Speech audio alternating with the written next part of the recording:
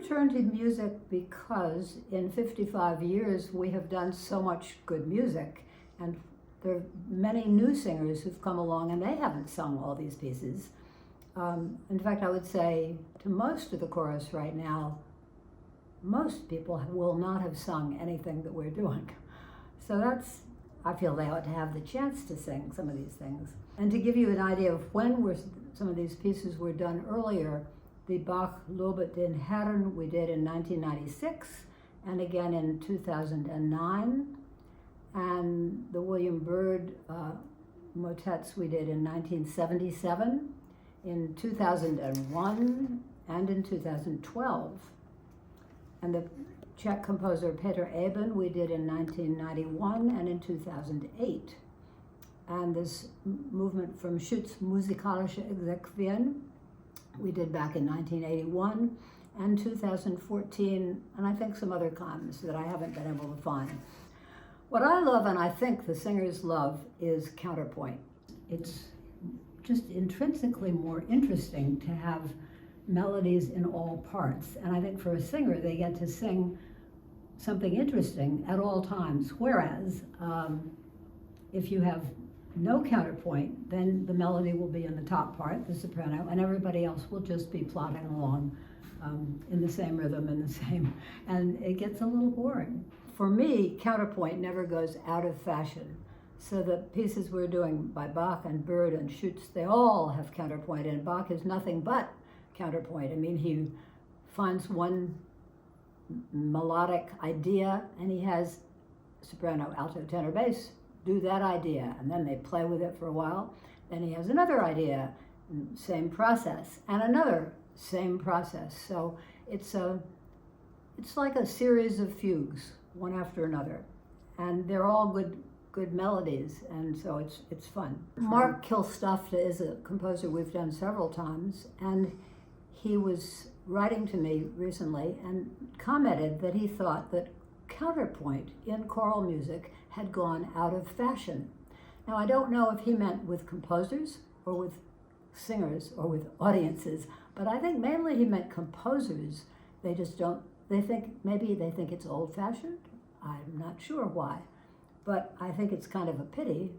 And the piece of his, the reason this came up is that the piece he sent me, and composers do send me music all the time, this piece he sent was a very contrapuntal piece, and that's why I liked it. And I would also say that if you don't have counterpoint as your main interest in music, and a lot of new music doesn't have that, something else has to take its place, like the text has to be super expressive, the harmony has to go in interesting places, and the rhythm needs to be terrific.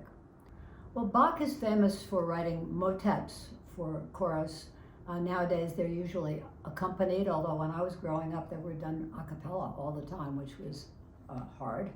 And many of them are double chorus motets. And then there's one that we did last season, Jesu meine Freude, which was for 5 voices. Now this one, this year, Lobet den Herrn, is for 4 voices. So it's quite different. It's not the chorus against chorus situation. It's just straight soprano, alto, tenor, bass, interweaving, and as I said before, they each get their chance at the melodies. And it's very rhythmic and very propulsive, and a very fun piece. And it ends with a sparkling Alleluia. One of my favorites, and I think favorites among our chamber chorus singers that we're doing right now, is William Byrd's Civitas, Sancti. And it's about Jerusalem and the destruction of Jerusalem. And he says over and over again, Zion is deserted, in Latin, Zion deserta facta est. So the word deserta is a poignant word, and one can understand it in Latin pretty well.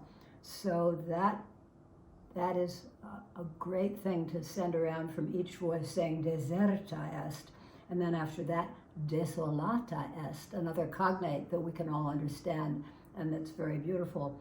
And then he uses, it's all text from Isaiah, by the way, and he calls out Jerusalem, Jerusalem, it's just a stunning piece.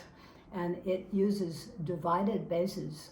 So instead of soprano, soprano, alto, tenor, bass, it's soprano, alto, tenor, bass, bass. And that means that the sonority can be very interesting and low and hushed.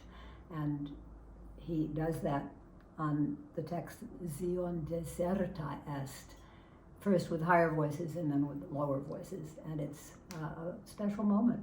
And the singers hear that immediately and zoom in on the emotion of it.